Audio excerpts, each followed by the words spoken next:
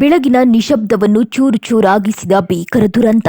ಅತಿ ವೇಗದ ಚಾಲನೆ ಮತ್ತು ನಿಯಂತ್ರಣ ತಪ್ಪಿದ ವಾಹನ ಚಾಲನೆಯ ಪರಿಣಾಮ 7 ಜನರು ತಮ್ಮ ಜೀವವನ್ನೇ ಕಳೆದುಕೊಂಡಿದ್ದಾರೆ. ಈ ಮಹಾ ದುರಂತದ ಸಂಪೂರ್ಣ ವರದಿ ಹೇಳ್ತೀವಿ ಕೇಳಿ. ಬೆಳಗಿನ ಜಾವ ಸಮಯ ಸುಮಾರು 4 ಗಂಟೆ. ಹೊಸಪೇಟೆ ದೇವನಹಳ್ಳಿ ಸಂಪರ್ಕದ ಎಸ್ಟಿಆರ್ ಹೆದ್ದಾರಿಯಲ್ಲಿ ವೇಗದ ಪೈಪೋಟಿಯಂತೆ ದೌಡಾಯಿಸುತ್ತಿದ್ದ ಕಾರು ಮೊದಲು ಬೈಕ್ಗೆ ಡಿಕ್ಕಿ ಹೊಡೆದು ನಂತರ ನಿಯಂತ್ರಣ ಕಳೆದುಕೊಂಡು ಕ್ಯಾಂಟರ್ಗೆ ಅಪ್ಪಳಿಸಿದೆ. ಕ್ಷಣಾರ್ಧದಲ್ಲೇ ಹೆದ್ದಾರಿ ಮರಣದ ಮೌನ ತತ್ತರಿಸಿತು. ಡಿಕ್ಕಿಯ ಭೀಕರತೆಗೆ ಕಾರು ಸಂಪೂರ್ಣ ನಜ್ಜುಗುಜ್ಜಾಗಿ ಲೋಹದ ಕಟ್ಟುಗಳಾಗಿ ಮಾರ್ಪಟ್ಟಿದೆ. ಬೈಕ್ ಅಪಘಾತ ಸ್ಥಳದಿಂದ ಬಹು ದೂರಕ್ಕೆ ಹೋಗಿ ಬಿದ್ದಿದೆ. ಕ್ಯಾಂಟರ್ ಚಕ್ರಗಳು ಬೇರ್ಪಟ್ಟು ರಸ್ತೆಯ ಮೇಲೆಯೇ ಬಿದ್ದಿರುವ ದೃಶ್ಯಗಳು ದುರಂತದ ತೀವ್ರತೆಯನ್ನ ಹೇಳುತ್ತಿವೆ. ಈ ಅಪಘಾತದಲ್ಲಿ ಕಾರಿನಲ್ಲಿದ್ದ 6 ಮಂದಿ ಮತ್ತು ಬೈಕ್ ಸವಾರ ಸೇರಿ ಒಟ್ಟು 7 ಮಂದಿ ಸ್ಥಳದಲ್ಲಿಯೇ ಮೃತಪಟ್ಟಿದ್ದಾರೆ.